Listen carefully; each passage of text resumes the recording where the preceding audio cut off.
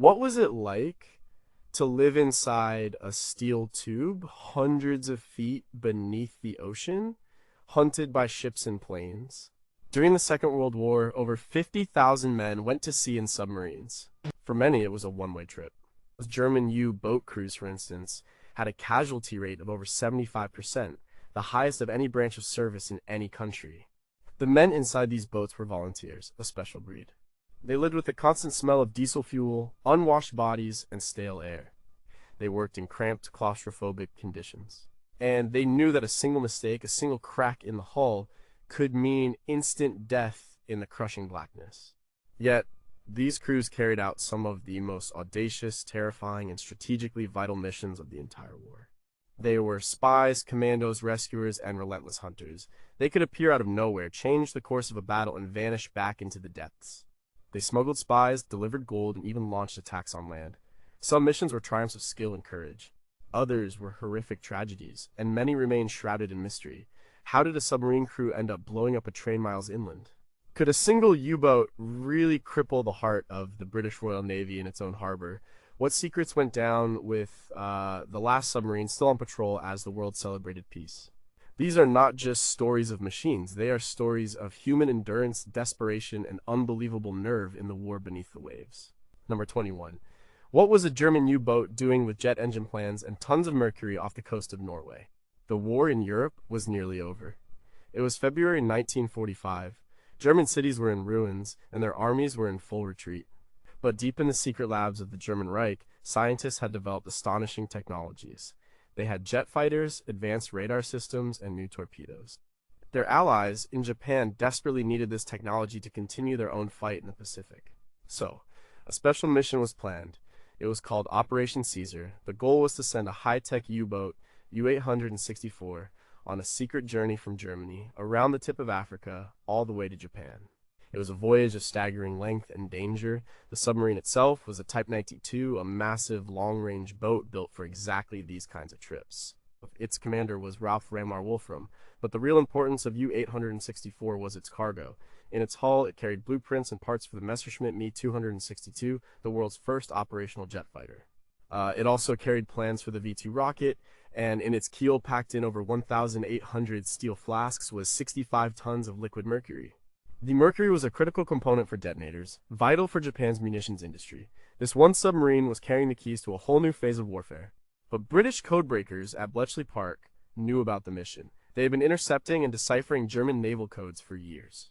They knew U-864's route and its purpose. The Royal Navy dispatched a submarine to intercept it, HMS Venturer, commanded by the 25-year-old Lieutenant James Jimmy Launders. The Venturer was a much smaller boat, but it had a skilled crew and a determined commander.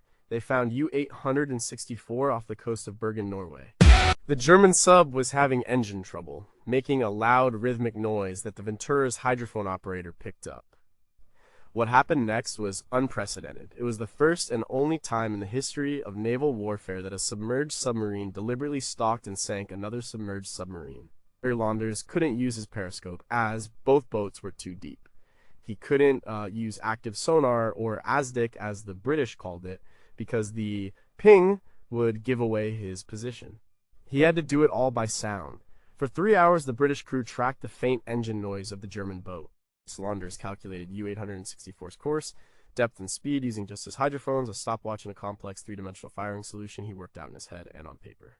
It was an incredible feat of mathematics and intuition under immense pressure. He fired a spread of 4 torpedoes, guessing where the enemy sub would be in several minutes' time. He ordered his own boat to dive deep to avoid both a counterattack and the explosion. The crew of the Venturer heard a faint clink, then a massive boom. U-864 was gone, taking all 73 men and its secret cargo to the bottom of the sea. The wreck of U-864 was discovered in 2003. Its deadly cargo of mercury is still leaking into the marine environment, posing a major ecological threat. The story is a stark reminder of the secret technological exchanges of the war, a subject well documented in books like Axial Flow Compressors: A Strategy for Propulsion by Herschel and Prem, which details the technical aspects of the jet engines on board. The underwater duel itself is a focus of naval historian Ian Ballantyne's work on British submarine operations. But so many questions remain. Was the Mercury the only hazardous cargo, or were there radiological materials on board for a potential Japanese atomic program? How many other cargo subs made it through, and what did they carry?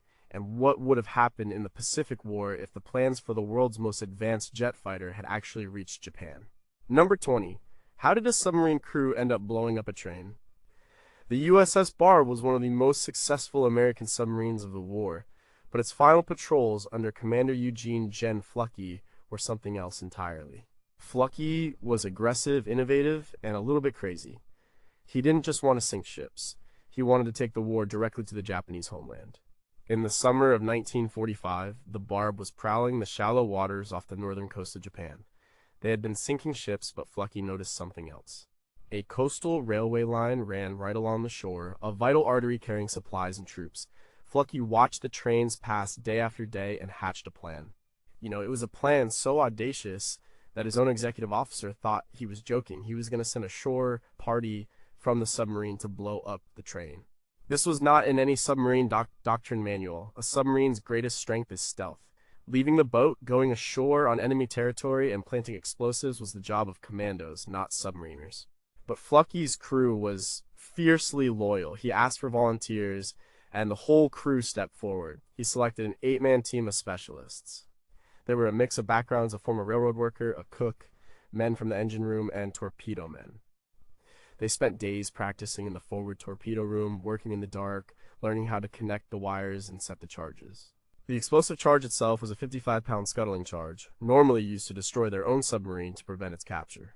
On the night of July 23, 1945, the Barb surfaced just 900 yards off the coast of Karafudo, a Japanese territory.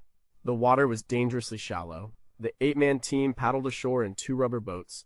They were all armed with machine guns and knives. They quickly found the tracks, dug a hole between the ties, and planted the bomb. The detonator was a microswitch designed to be triggered by the weight of a passing train. Just as they finished, they heard the whistle of an approaching train. They scrambled back to the beach, paddling furiously back to the sub. Minutes later, a 16-car train rumbled down the tracks. It hit the switch, and the massive explosion lit up the night sky. The locomotive, cars, and tracks were blown to pieces. The men on the bridge of the Barb cheered as they watched the fireball. They had become the only submarine crew in history to conduct a land-based railroad kill. Commander Fluckey was awarded the Medal of Honor for his leadership during this period, and his own memoir, Thunder Below, captures the incredible spirit of his crew. The mission of the Barb's train busters is a legendary tale in the U.S. submarine force. It demonstrated a level of unconventional warfare that pushed the boundaries of what a submarine was thought to be capable of. But we have to wonder, what if they had been caught? The mission was an unauthorized act of extreme risk. Was it a justifiable gamble or an act of recklessness? How much of an impact did this one act of sabotage really have on the Japanese war effort? And are there other less famous stories of submarine crews taking the fight to the enemy on their own shores, stories that were never officially recorded? Number 19. Could a German U-boat really sneak into the heart of the British fleet? In October 1939, the war was only a few weeks old. The British Royal Navy, the most powerful in the world, felt secure in its main fleet anchorage at Scapa Flow in the Orkney Islands of Scotland. It was a natural fortress, protected by shallow channels, anti-submarine nets, and block ships deliberately sunk old vessels to block entry. It was considered impenetrable. The head of the German U-boat arm, Karl Donitz, thought otherwise. He believed a daring raid on Scapa Flow would be a massive propaganda victory and a devastating blow to British morale. He chose the one man he thought could pull it off: Captain Lieutenant Gunther Prien, the aggressive and skillful commander of U-47. Prien studied charts and intelligence reports. He identified a narrow, treacherous channel called Kirk Sound as a possible entry point. It was blocked by 3 sunken block ships, but at high tide, there might just be enough water to squeeze over them. On the night of October 13, 1939, under the cover of darkness and a brilliant display of the northern lights, U-47 began its infiltration. It was a masterclass in navigation and nerve. Prien had to surface his U-boat to navigate the narrow channel. The currents were strong, and at one point the submarine scraped against the cable of a block ship, making a horrible screeching sound. The crew held their breath, expecting searchlights and gunfire to erupt at any moment, but nothing happened. They were inside the vast anchorage. Prien was initially disappointed. Most of the home fleet was at sea. But then he saw his prize, the battleship, HMS Royal Oak, a veteran of the First World War. She lay at anchor, a huge sleeping giant. Prien maneuvered U-47 into a firing position and launched a spread of torpedoes. One hit the bow of the Royal Oak, but the crew thought it was a small internal explosion and didn't raise a full alarm. Prien, frustrated, turned his boat around and fired another salvo from his stern tubes. This time, the torpedoes struck the battleship midships in a magazine. The resulting explosion was catastrophic. The Royal Oak rolled over and sank in just 13 minutes, taking 833 sailors with her. The sound of the explosion finally alerted the base, and Scapa Flow erupted into chaos. But in the confusion, Prien coolly navigated U-47 back out through the same dangerous channel and escaped into the open sea. Prien returned to Germany a national hero, his own account of the mission, Mein Weg nach Scapa Flow, My Way to Scapa Flow, became a bestseller. The event is thoroughly analyzed in military histories like the Scapa Flow raid by Gerald S. Snyder. It was a stunning psychological blow to the British. It proved that nowhere was safe from the U-boat threat and forced the Royal Navy to invest heavily in base security, taking warships away from convoy duty when they were most needed. The mission is famous, but mysteries persist. Did Prien have help from a spy on the islands, as British propaganda later suggested, or was his success purely down to skill and luck? How did the first torpedo hit fail to trigger a massive response from a ship full of trained sailors? And considering the extreme danger, why was Prien, one of Germany's most celebrated commanders, lost with all hands on a routine patrol just 2 years later, a fate that remains officially unexplained? Mission number 18. Why did an American submarine's last torpedo turn on its own crew? The commander, Richard Dick O'Kane, was a legend. He had served as the executive officer under the equally legendary Dudley Morton on the USS Wahoo. When O'Kane got his own command, the USS Tang, he quickly established it as one of the most lethal submarines in the Pacific. On its first 4 patrols, the Tang sank a staggering number of ships. In October 1944, it set out on its 5th and final war patrol. The target was the Formosa Strait, a heavily defended shipping lane between Formosa and China. O'Kane was aggressive as always. On the night of October 24th, the Tang intercepted a large, heavily escorted Japanese convoy. What followed was a chaotic night battle. O'Kane, operating on the surface in the dark, weaved the Tang right into the middle of the convoy, firing torpedoes in all directions. And it was incredibly dangerous. He was surrounded by enemy ships and their escorts. Ships were exploding left and right. The Tang dodged ramming attempts and gunfire, sinking vessel after vessel. It was an astonishing display of skill and aggression. By the end of the engagement, they had fired 22 torpedoes and had only 2 left. They had one last target in their sights, a damaged transport ship. O'Kane ordered the 23rd torpedo fired. It left the tube cleanly, but then something went wrong. The torpedo, a Mark 18 electric model, began to malfunction. Instead of running straight, it started to curve in a wide circle to the left, heading directly back towards the Tang. On the bridge, they watched in horror as the torpedo's phosphorescent wake traced a path of doom. O'Kane yelled, "Emergency speed!" hard to starboard, but it was too late.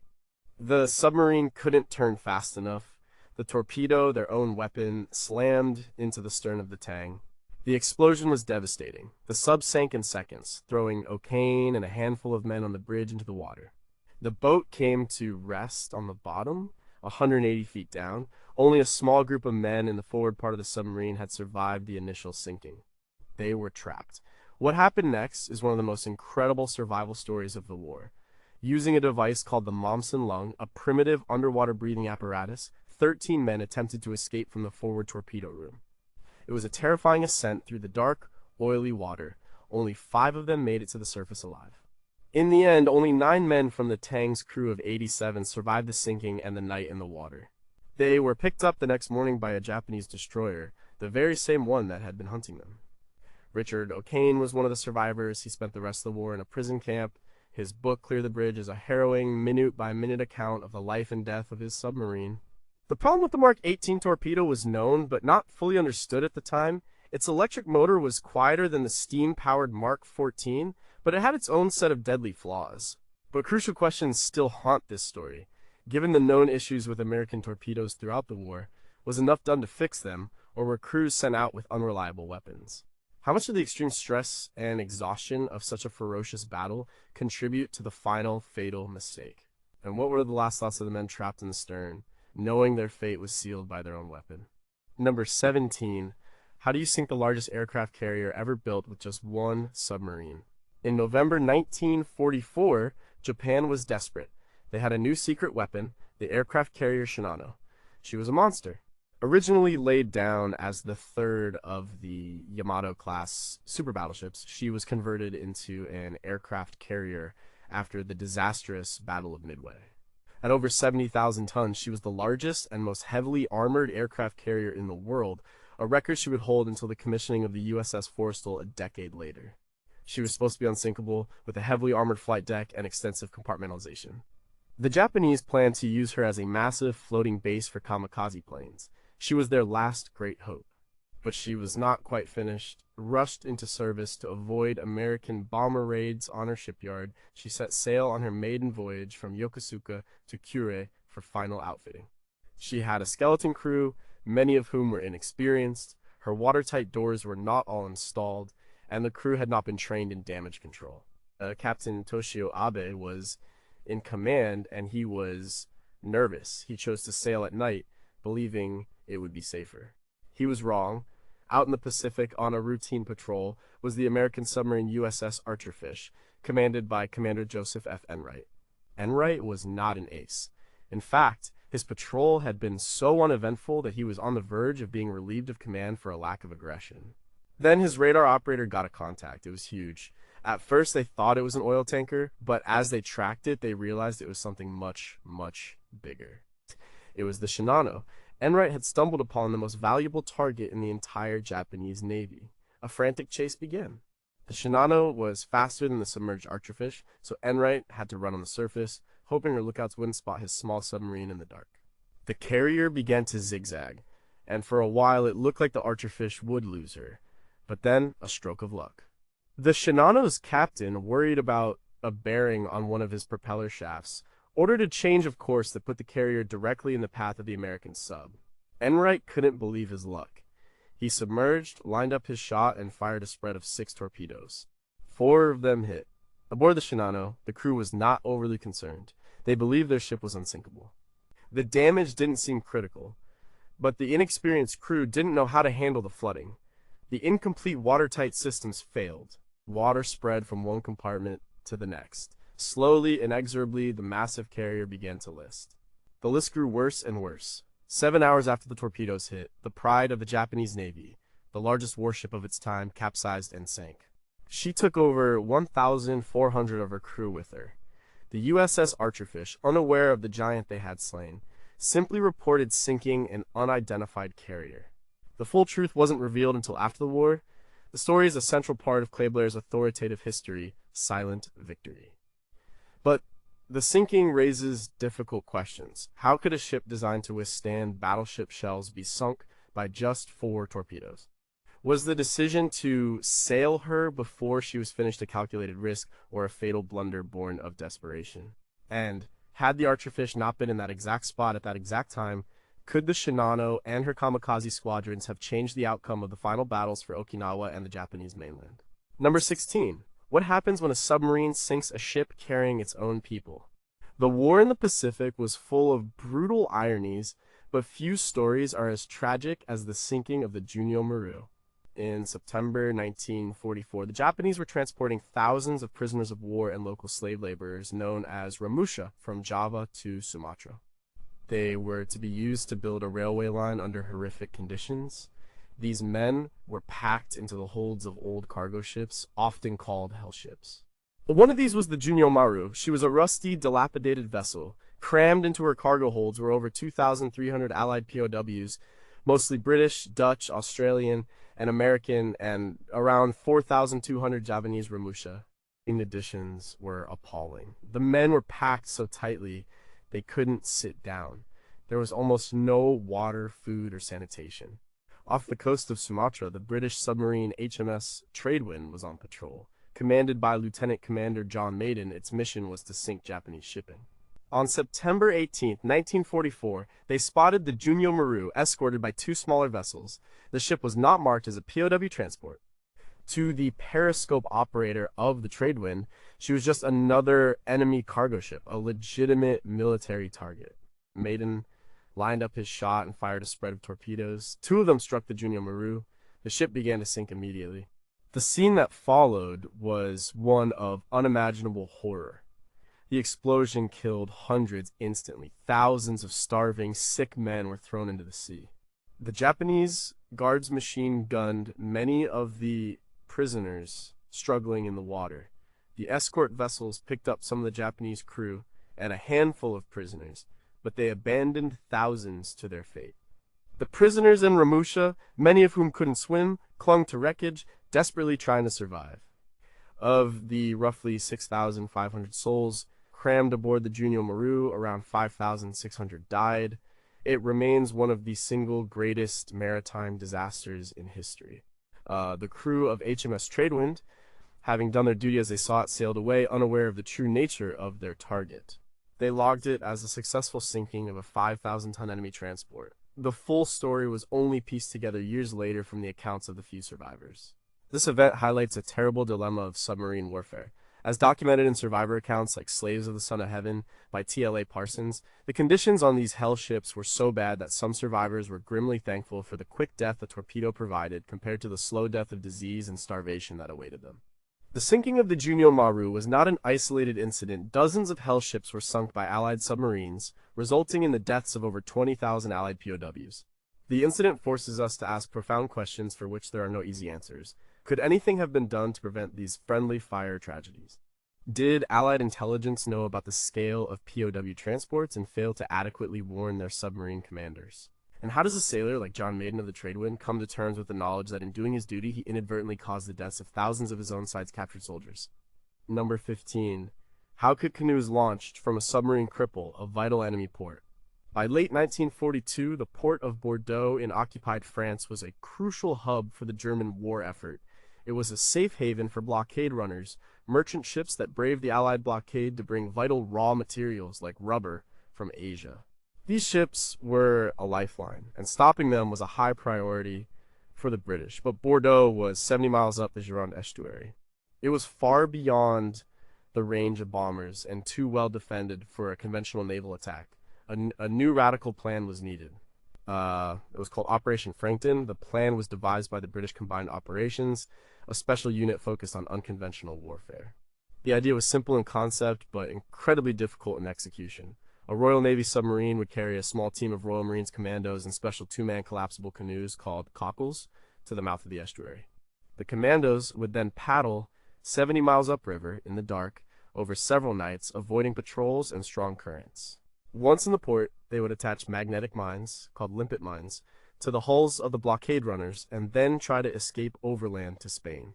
It was a mission with a very low probability of success. In December 1942, the submarine HMS Tuna, under the command of Lieutenant Commander Dick Rakes, carried the 12 commandos and their 6 canoes to the French coast. The launch itself was chaotic. One canoe was damaged during deployment, another capsized in the rough seas, and its crew was lost. Only 10 men in 5 canoes started the long journey upriver. The challenges were immense. They battled fierce tidal currents, hid during the day, and were nearly discovered several times. 2 more canoes were lost, and their crews were captured and later executed. Eventually, only 2 canoes, with 4 men, made it to Bordeaux. They were led by Major Herbert Blondie Hasler. Despite their small number, they succeeded. In the dead of night, they paddled silently through the heavily guarded port. They attached their limpet mines to the hulls of 4 large cargo ships. The mines were set on timers. The commandos then slipped away, their mission complete. A few hours later, the explosions ripped through the port, severely damaging the ships and causing chaos. The mission was a tactical success. It disrupted a vital supply line and showed the German forces they were vulnerable even deep inside their own territory. But the human cost was immense. Of the 10 men who began the journey upriver, only 2, Hasler and his partner Marine Bill Sparks, survived. The others were either drowned or captured and executed, a fate documented in historical accounts like the book The Cockleshell Heroes by C.E. Lucas Phillips. The story of Operation Frankton is a testament to the extreme lengths of special operations warfare, where submarines were used not just as weapons platforms, but as clandestine taxis for saboteurs. Yet, crucial details remain debated. How much of an impact did the raid truly have on the German war effort in the long run? Was the sacrifice of so many highly trained men worth the damage to a few cargo ships? And could such a low-tech, high-risk mission relying on canoes and courage ever succeed in the modern age of surveillance and technology? Number 14. Who was the quiet ace who sank more ships than anyone else?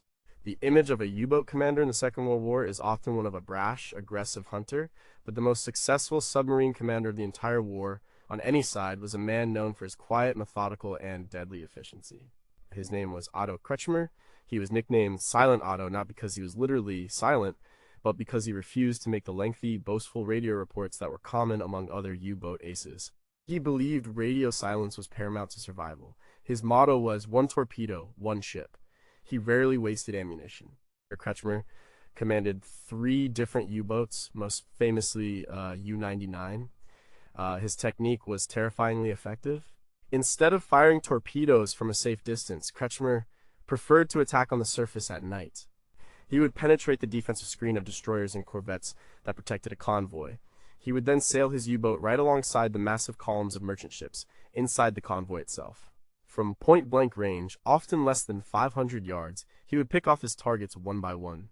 His small U-boat was hard to spot at night, often mistaken for a small escort vessel by the confused merchant crews. It took nerves of steel. A single mistake, a single well-aimed shell from a freighter's defensive gun, could have destroyed him. His success was staggering. In just 16 patrols, he sank 47 ships, totaling over 274,000 tons. He was a master of his craft, a cold, calculating predator who understood the geometry of a torpedo attack better than anyone. His success is detailed in many naval histories, including Iron Coffins by Herbert A. Werner, who served in the U-boat force and described the respect commanders like Kretschmer commanded. He was a hero in Germany, awarded the highest military honors. Kretschmer's career came to an end in March 1941 during an attack on convoy HX-112. His U-99 was caught and severely damaged by depth charges from the British destroyer HMS Walker. Forced to the surface, Kretschmer scuttled his submarine and was captured along with most of his crew. He spent the rest of the war as a prisoner of war in Canada. Unlike many of the other top aces, he survived. After the war, he helped found the new German Navy, the Bundesmarine, and eventually retired as a flotilla admiral. But the story of Silent Otto raises compelling questions about the nature of submarine warfare. Was his success due to a unique personal genius, or was it a result of tactics that were simply too risky for others to emulate consistently?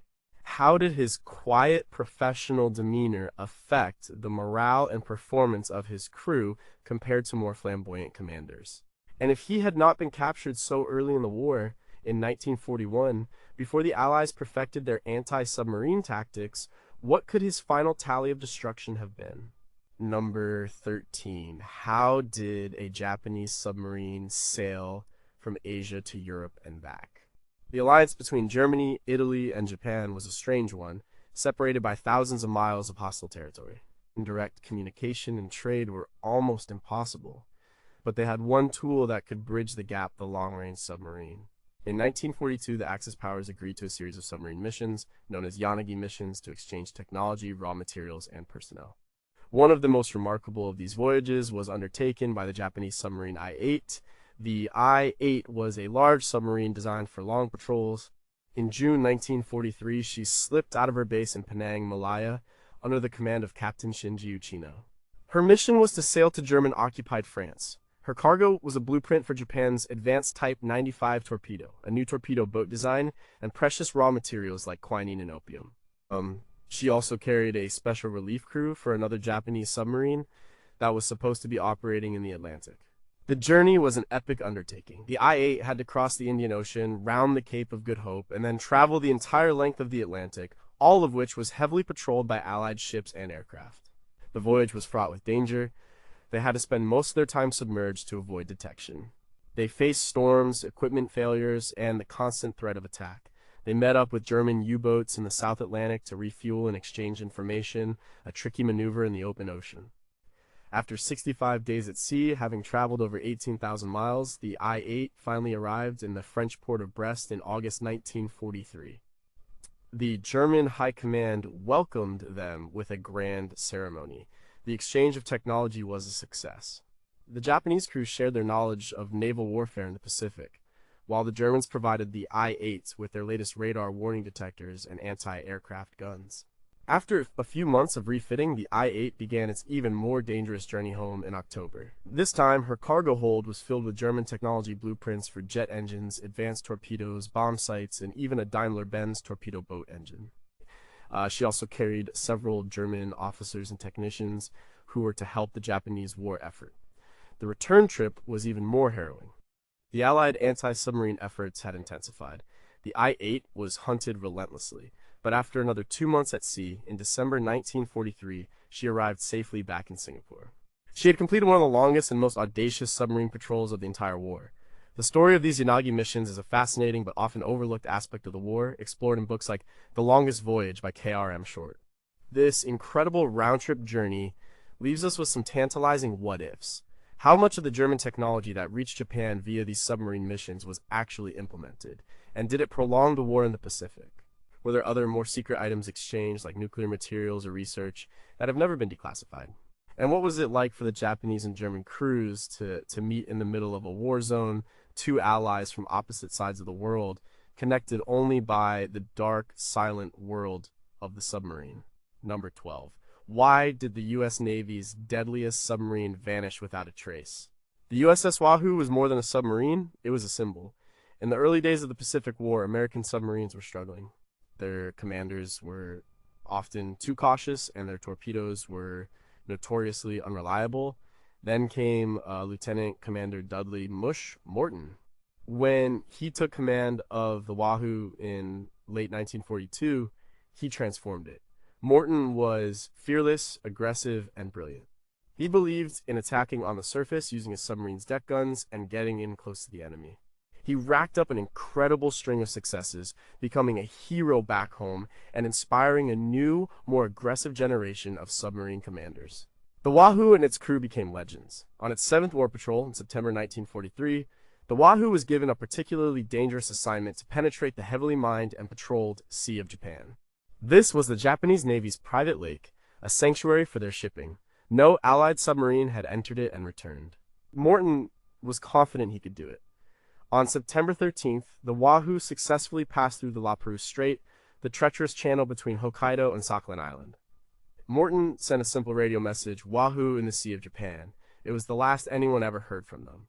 4 weeks, the U.S. Navy waited for news. But there was only silence. The Wahoo was declared overdue, presumed lost. For decades, its fate was a complete mystery. The story of its final patrol was pieced together from Japanese records after the war. These records showed that an American submarine had been on a rampage in the Sea of Japan during that period, sinking at least 4 ships. This had to be the Wahoo. The Japanese Navy launched a massive anti-submarine operation to hunt down the intruder. On October 11, 1943, Japanese patrol planes spotted a submarine, or at least its wake and an oil slick, in the La Perouse Strait, the same way it had come in. They initiated a coordinated attack, dropping bombs and depth charges for hours. After the attack, a large oil slick and debris came to the surface. They had sunk the Wahoo with all 80 men on board. The wreck of the Wahoo was finally found in 2006 by a team of international researchers, confirming the Japanese accounts. The story of Morton and his boat is powerfully told in the book Wake of the Wahoo by Forrest J. Sterling, a crewman who was transferred off the boat just before its final patrol. The Wahoo's legacy is immense. Morton's tactics, as documented in official patrol reports, were studied and adopted by other commanders, fundamentally changing how the U.S. submarine force fought the war. But even with the discovery of the wreck, questions remain. Why did Morton choose to exit through the same heavily guarded strait he had used to enter? Did he have any other option? Was his famous aggression ultimately a liability in such a confined and dangerous environment? And what were the final moments like for the legendary crew, trapped at the bottom of the sea they had so fearlessly dominated? It's number 11. Could midget submarines really threaten a major naval base? The idea seems like something from a movie. Tiny two-man submarines, launched from a larger mother submarine, sneaking into an enemy harbor to wreak havoc. But during World War II, this was a very real tactic, employed with varying degrees of success by both the Japanese and the British. One of the most famous of these attacks occurred in May 1942, targeting the Allied naval base in Sydney Harbor, Australia. The Japanese had developed the Taipei Hayoteki-class midget submarine. These were 78-foot long, battery-powered vessels armed with 2 torpedoes. They were not true submarines in the sense that they could not recharge their own batteries or stay submerged for long. Their mission was essentially a suicide run. In late May, a fleet of 5 large Japanese 1-class submarines approached the coast of Australia. 3 of these carried a midget submarine piggy backed on their deck. On the night of May 31st, 1942, the 3 midget subs were launched about 7 miles from the entrance to Sydney Harbor. Their target was the heavy cruiser USS Chicago and other Allied warships moored inside. What followed was a night of confusion and chaos. The harbor was protected by an anti-submarine net, but it was not fully completed. One of the midget subs became entangled in the net.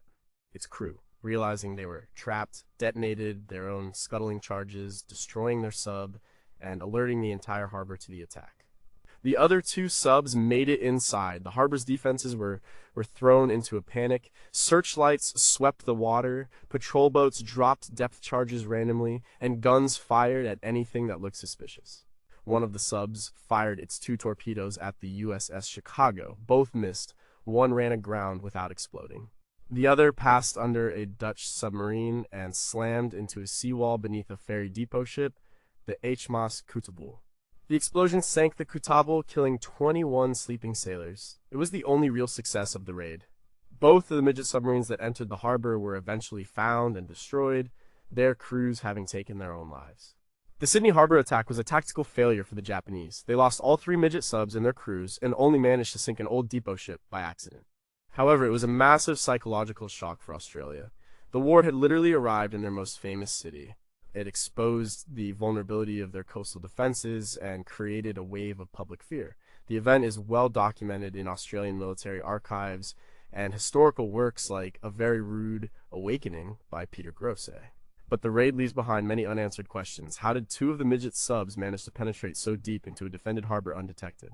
Were there more than 3 midget subs involved, with some escaping unnoticed? And what was the ultimate strategic value of these high-risk, often suicidal midget submarine missions, which were also used at Pearl Harbor and other locations with similarly limited results? Number 10. How do you rescue 150 people with a submarine built for 80? Submarines are machines of war, designed to sink ships, not to save lives. But in the desperate closing days of the war in the Pacific, the USS Cobia found itself on one of the most remarkable rescue missions imaginable. In July 1945, an American B-29 bomber flying a mission over the Japanese-occupied island of Truk was hit by anti-aircraft fire. The crew bailed out over the ocean, right in the enemy's backyard. The distress call went out, and the USS Cobia, on patrol nearby, was ordered to attempt a rescue. The Cobia, under the command of Commander Albert L. Becker, raced to the scene. They found the 7 downed airmen floating in their life rafts. The rescue was dangerous. They were close to shore, in waters patrolled by the enemy, but they successfully pulled all 7 men from the water and brought them aboard the submarine. The mission seemed complete, but then another call came. A different operation was underway. A team of Allied commandos had been operating on the island of Java, and they needed to be extracted, along with a large group of local resistance fighters and their families who would be executed if caught. The only way to get them out was by submarine. The Cobia was ordered to a remote rendezvous point on the coast of Java. When they arrived, they were met not by a small team, but by a huge crowd of people. There were dozens of commandos and well over 100 Javanese men, women, and children. Becker was faced with an impossible situation. His submarine had a normal crew of about 80 men. Taking on another 150 people was unthinkable. There was not enough space, not enough food, and not enough air. Leaving them behind meant certain death. Becker made the decision to take everyone. What followed was a journey of incredible hardship. Over 230 people were crammed into a vessel designed for a third of that number. People were stuffed into every possible space in the torpedo rooms, in the engine spaces, in the bunks, and on the floors. It was hot, crowded, and the air was foul. They had to run on the surface as much as possible to get fresh air, risking detection. They shared their meager rations and fresh water. The American sailors gave up their own bunks and shared their personal belongings with the frightened refugees. After several tense days, the USS Cobia delivered its human cargo safely to a naval base in Australia.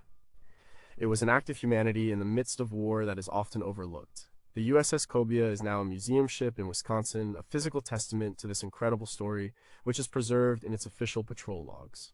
This mission stands in stark contrast to the submarine's primary role. It makes us wonder how many other smaller-scale rescues were performed by submarines that went unrecorded in the official histories.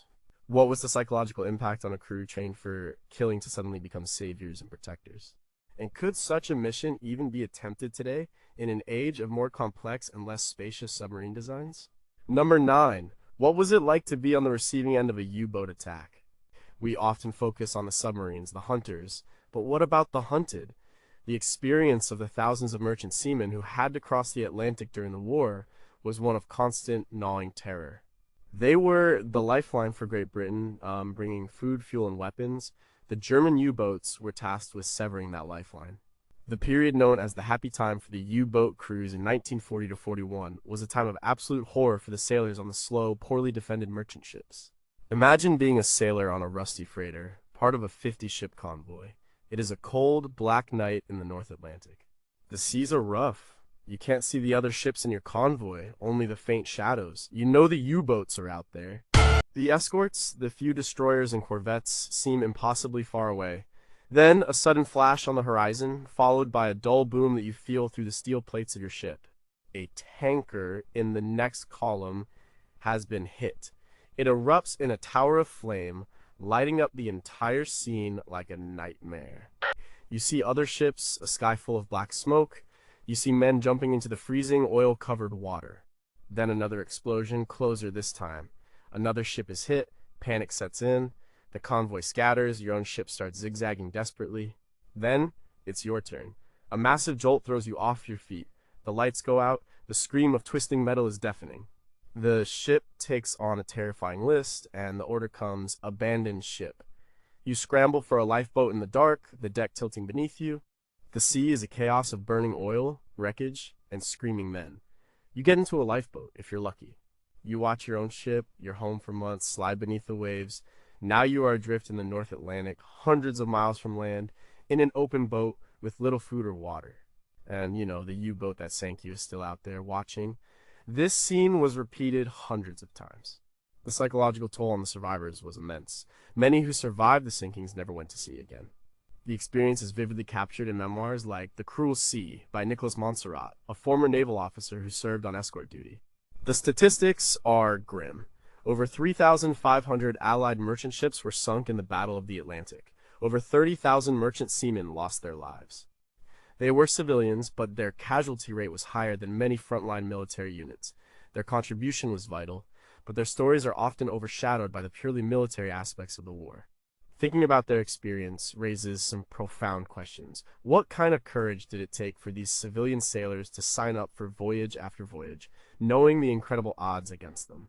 How did the constant fear and trauma affect the men who survived? And in our focus on the technological duel between submarine and escort, have we forgotten the human story of the ordinary men on the receiving end of the torpedoes?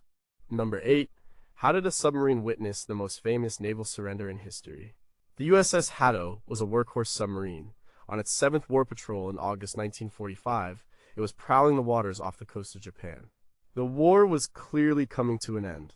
American planes roamed the skies with impunity, and the Japanese Navy was all but destroyed. But the war was not over yet.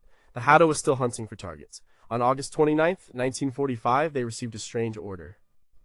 They were to proceed to a specific set of coordinates in Sagami Bay, near Tokyo, and wait. They were not told why. The Hato, commanded by Commander Frank M. Fenno, arrived at the designated spot. They surfaced. The sea was calm. Then they saw them on the horizon, the ships of the U.S. Third Fleet, a massive armada of battleships, aircraft carriers, and cruisers, sailing unopposed into Japanese waters. The Hato had been given a front row seat to the end of the war. They were to act as a lifeguard station in case any of the planes involved in the formal occupation had to ditch in the sea. But their mission became much more than that. A short time later, a Japanese destroyer, the IJN Hatsuzakura, appeared. It was carrying Japanese pilots and envoys to negotiate the final details of the surrender with the American fleet. The Hato was ordered to escort this destroyer to the battleship USS Missouri. It was a surreal moment. The small submarine, which had spent years fighting a brutal war against these very ships, was now acting as an honor guard for the defeated enemy on their way to surrender. Commander Fenno and his crew watched from the bridge of their submarine as the Japanese envoys were transferred to the American flagship. They were witnessing history unfold from a unique vantage point. A few days later, on September 2nd, 1945, the Hato was still in Sagami Bay. From their position, the crew could see the hulking form of the USS Missouri. They knew that on its decks, the formal surrender ceremony was taking place, officially ending the Second World War. For the men of the Hato, who had endured the dangers and claustrophobia of submarine warfare, it must have been an almost unbelievable sight. To see the mighty fleet, the end of their enemy, and the dawn of peace, all from the deck of their own boat. The event is a small but poignant footnote in the grand narrative of the war's end, captured in the submarine's official patrol report and retold in submarine histories like Theodore Roscoe's United States Submarine Operations in World War II. This unique experience prompts some interesting reflections. What must it have felt like for the submariners, who fought a hidden, lonely war, to suddenly be part of such a massive public and historic event? Did the Japanese sailors on the destroyer show any reaction to being escorted by one of the submarines that had devastated their merchant fleet? And does the story of the Hato remind us that history is not just made by the famous admirals and generals on the decks of battleships, but also witnessed by the ordinary sailors who fought the long, hard war in the shadows? Or number 7, could a submarine sink a battleship in a crowded harbor and film it? The sinking of the British battleship HMS Barham is one of the most dramatic and well-documented naval losses of the war, thanks to a single fateful piece of film. In November 1941, the British Mediterranean Fleet was at sea, hunting for Italian convoys supplying troops in North Africa. The fleet included the battleships Queen Elizabeth, Valiant, and Barham. Unknown to them, they were being stalked by the German U-boat U-331, commanded by Kapitänleutnant Hans Dietrich von Tiesenhausen. Tiesenhausen was a bold and skillful commander. He managed to penetrate the screen of destroyers protecting the battleships. It was an incredibly risky maneuver. He found himself in the perfect position in the middle of the enemy's most powerful ships. On the afternoon of November 25th, he fired a spread of 4 torpedoes at the HMS Barham from close range. 3 of the torpedoes struck the battleship on its port side. The effect was devastating. The Barham was a World War I-era vessel, and she was not designed to withstand such a concentrated underwater attack. She immediately began to list heavily. The order to abandon ship was given, but there was no time. Within 4 minutes of the torpedo hits, as the massive ship was rolling onto its side, her main ammunition magazines exploded in a gigantic, catastrophic detonation. The ship was obliterated in a cloud of smoke and fire. A cameraman on board the nearby HMS Valiant captured the entire horrific event on film. The footage, which shows the ship rolling over and then disappearing in a massive explosion, has become one of the most iconic and terrifying images of the war at sea. The sinking was so quick and violent that 862 of her crew were killed. U-331 survived the initial counterattack of depth charges and escaped.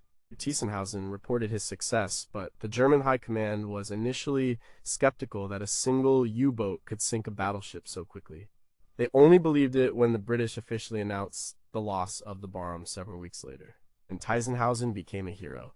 His story and the analysis of the sinking are covered in detail in works on the Mediterranean Naval War, such as Struggle for the Middle Sea by Vincent P. O'Hara.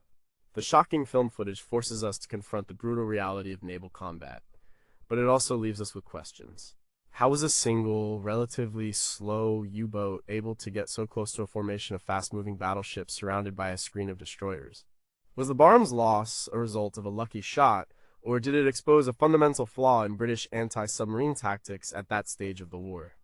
And what is the psychological impact of having such a catastrophic military failure captured forever on film for the world to see? Number 6. What was the worst submarine disaster in American history? Long before the Second World War, The U.S. Navy was learning hard lessons about the dangers of submarine operations.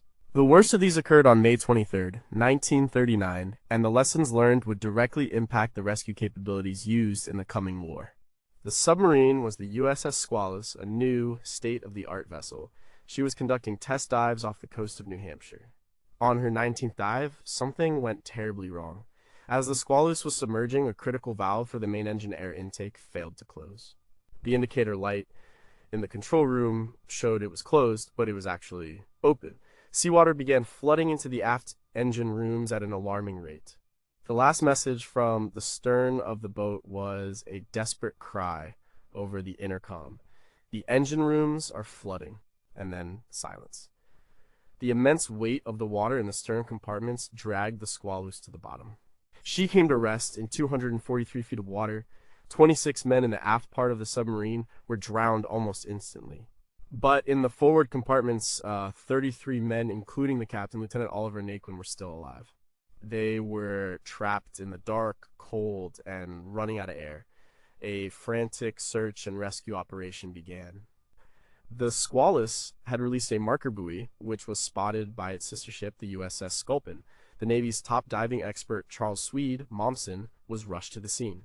Mommsen had been a tireless advocate for submarine safety and had recently developed a new experimental rescue device. It was a 9-ton diving bell called the rescue chamber. It had never been used in a real emergency.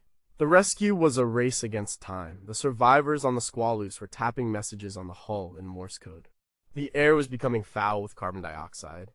The rescue operation was a landmark in naval history. The rescue chamber was lowered from a salvage ship and had to make a perfect seal over the forward escape hatch of the sunken submarine. It was incredibly difficult work for the divers in the crushing deep-sea pressure. Over 4 separate trips, the diving bell brought all 33 survivors to the surface.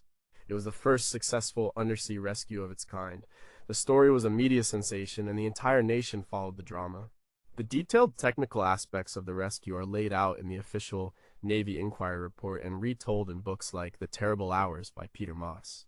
The Squalus was eventually raised, refitted, and, in an ironic twist, renamed the USS Sailfish. She went on to serve with distinction in the Second World War. The rescue device, which became known as the McCann Rescue Chamber, was deployed on submarine rescue ships throughout the war and saved countless other lives. But the disaster leaves us with lingering questions. Why did a critical valve on a brand new submarine fail, and why did the safety indicator system give a false reading? How much did this pre-war disaster and the successful rescue influence the risk-taking and morale of submariners in the war that was about to begin? And if the experimental rescue chamber had not been ready, would all 59 men of the Squalus have been lost, changing the course of submarine safety development forever? Number 5. How did one of Italy's greatest naval heroes end up fighting for the Allies? The story of Prince Junio Valerio Borghese is one of the most complex and controversial of the entire war. He was an Italian aristocrat, a dedicated fascist, and a brilliant naval commander. He was a pioneer of underwater special operations. Borghese commanded the Italian submarine Skyer and was the driving force behind the Decima Flottiglia MAS, a unit of naval frogmen who used manned torpedoes called Sileri, Lenta Corsa, slow-running torpedoes, or maiali pigs, to attack Allied ships in their own harbors. Borghese's most famous success came in December 1941. He commanded the submarine Sire on a mission to attack the British naval base at Alexandria, Egypt. The Skyer crept to the mouth of the harbor and released 3 of the manned torpedoes. The frogmen rode their pigs through the defensive booms and nets, right into the heart of the British Mediterranean fleet. They attached their detachable warheads to the hulls of 2 British battleships, HMS Queen Elizabeth and HMS Valiant, and a tanker. The frogmen were all captured, but their mission was a spectacular success. The resulting explosions crippled both battleships, shifting the naval balance of power in the Mediterranean in favor of the Axis for months. It was a feat of incredible daring and skill, detailed in Borghese's own memoirs, Sea Devils. But Borghese's story took a dramatic turn in 1943 when Italy surrendered to the Allies. The country was split in 2. The king and the government in the south sided with the Allies. In the north, a new German-backed state was formed, and Borghese, a committed follower of Mussolini, chose to continue fighting alongside the Germans. His Decima MAS unit was transformed into a land-based force that gained a brutal reputation for fighting against Italian anti-fascist partisans. After the war, Borgesses was tried for war crimes, but he was given a lenient sentence, partly due to his heroic status from the Alexandria raid.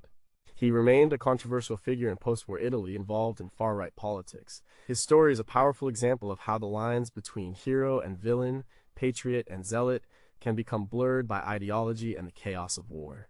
Naval historians like Jack Green and Alessandro Massignani have extensively covered the operations of the Italian special units in their work. The career of this complex figure raises some difficult questions. How do we reconcile Borgesses' incredible personal courage and military skill with the brutal actions of his unit later in the war? Was his decision to keep fighting for the Axis a matter of loyalty or of extreme political ideology? And does his story demonstrate that the most effective and daring warriors are sometimes driven by a fanaticism that sits uncomfortably with our conventional ideas of heroism? Number 4, how did a Dutch submarine escape with a boatload of gold? When German forces invaded the Netherlands in May 1940, the Dutch submarine O-24 was still under construction, not yet ready for service. As the country was being overrun, the Dutch Royal Navy made a desperate decision. They would try to get their newest submarines to safety in Great Britain. The O-24, commanded by Lieutenant Commander G.B.M. van Urkel, was hastily launched. The crew was a skeleton force of sailors who had never operated this class of submarine before. Much of the equipment was not yet installed. They had no torpedoes, they barely had time to gather charts and provisions.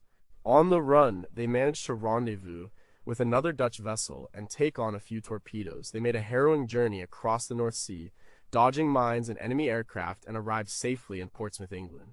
There, the O-24 joined the fight alongside the Royal Navy.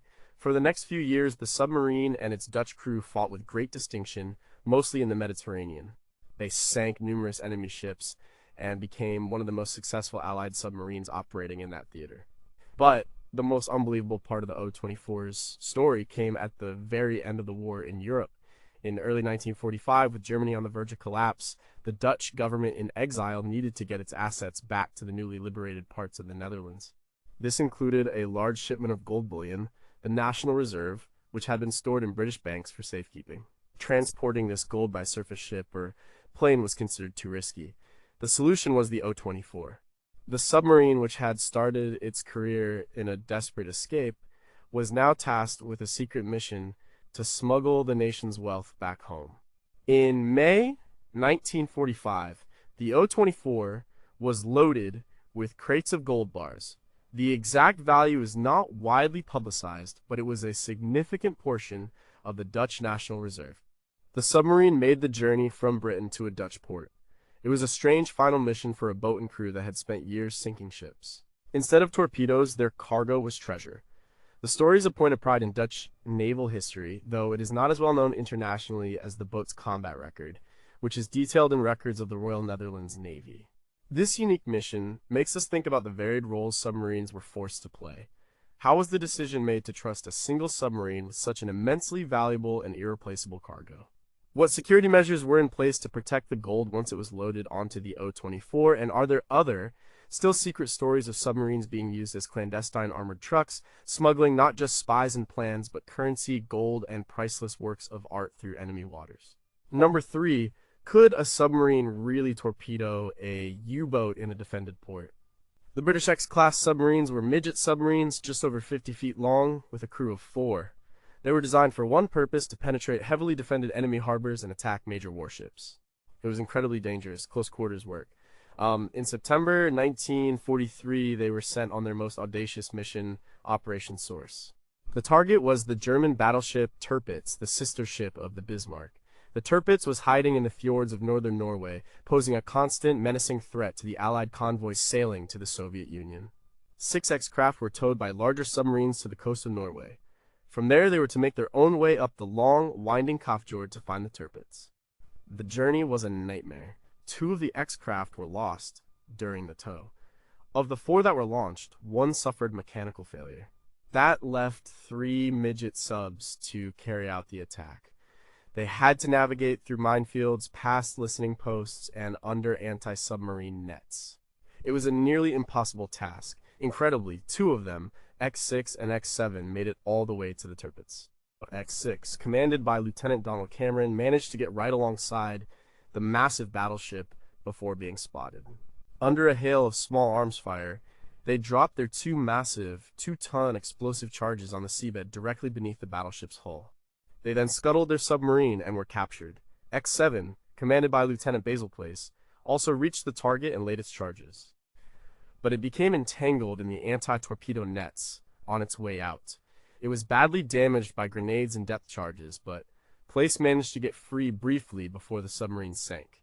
He and one other crewman escaped and were also captured. The third sub, X5, vanished without a trace during the approach. A few hours later, the charges detonated. The two massive underwater explosions lifted the 52,000-ton battleship several feet in the air. The damage was immense. The hull was buckled, machinery was destroyed, and turrets were knocked off their mountings. The Tirpitz was not sunk, but she was crippled. She would never be fully operational again and was eventually destroyed by bombers over a year later. The mission was a stunning success. The commanders, Cameron and Place, were awarded the Victoria Cross, Britain's highest medal for gallantry, while they were in a German prisoner of war camp. The full story of the raid is told in books like The X-Craft Raid by Thomas Gallagher, but the fate of one of the submarines remains a mystery to this day. What happened to X5 and its 4-man crew?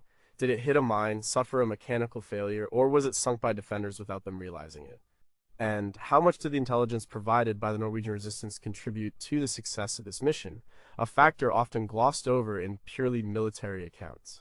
Finally, was the immense risk to the crews of these tiny, fragile boats a justifiable price for immobilizing a single enemy warship? Number 2. Why was the sinking of the USS Indianapolis so controversial? The story of the USS Indianapolis is one of the most infamous and tragic in U.S. naval history. In late July 1945, the heavy cruiser had just completed a top-secret mission delivering key components of the atomic bomb Little Boy to the island of Tinian. Her mission complete, she was sailing unescorted from Guam to the Philippines. The war was just weeks from being over. The mood on board was relaxed, but in the waters of the Philippine Sea, the Japanese submarine I-58, commanded by Mokitsura Hashimoto, was on patrol. Just after midnight on July 30th, 1945, Hashimoto spotted the Indianapolis. He fired a spread of 6 torpedoes. 2 of them struck the cruiser, causing massive damage. The Indianapolis sank in just 12 minutes. Of the 1,195 men on board, about 900 made it into the water. Their ordeal was just beginning. Due to a series of communication blunders and misunderstandings, no one reported the Indianapolis as overdue. For almost 4 days, the survivors floated in the open ocean, without food or water, under the blistering sun. They suffered from dehydration, exposure, and horrific shark attacks. By the time they were accidentally spotted by a patrol plane, only 316 men were still alive. It was the single greatest loss of life at sea from a single ship in the history of the U.S. Navy. The aftermath was mired in controversy. The Navy, embarrassed by the disaster, needed a scapegoat. They court-martialed the captain of the Indianapolis, Charles B. McVay III. They even brought the commander of the Japanese submarine, Hashimoto, to the United States to testify against him. What McVay was convicted of, hazarding his ship by failing to zigzag, even though zigzagging was not guaranteed to prevent a submarine attack, and was often left to the captain's discretion. McVay lived with the blame for the rest of his life and died by suicide in 1968. For decades, the survivors of the Indianapolis fought to clear his name. Thanks to their efforts, and the research of historians like Doug Stanton, whose book In Harm's Way brought the story to a new generation, Captain McVay was posthumously exonerated by the U.S. Congress in 2000. The sinking of the Indianapolis raises some of the most disturbing questions of the entire war. Why was a major warship, having just delivered the most important cargo of the war, sent through dangerous waters without an escort? How could the U.S. Navy simply lose a heavy cruiser with over 1,000 men on board and not realize it for 4 days? And was the court-martial of Captain McVay a legitimate search for accountability, or was it a cynical attempt by the Naval Command to cover up its own catastrophic failures? Number 1. What really happened to the last U-boats at the end of the war? When the official surrender order was given to the German armed forces in May 1945, dozens of U-boats were still at sea. The order from their commander, Admiral Donitz, was clear cease hostilities, surface, fly a black flag, and surrender to the nearest Allied port. Most of them complied, but some did not.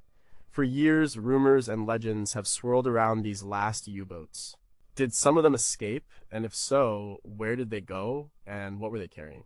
One of the most famous cases is that of U-530. It did not surrender in May. Instead, it sailed all the way to Argentina, arriving in the port of Mar del Plata on July 10th, 1945, more than 2 months after the war in Europe had ended. The commander, Otto Wermuth, surrendered his boat to the Argentine authorities. The submarine's logbook was missing, its deck gun had been jettisoned, and the crew refused to say what their mission was or why they had taken so long to surrender. Another U-boat, U-977, also arrived in Argentina in August.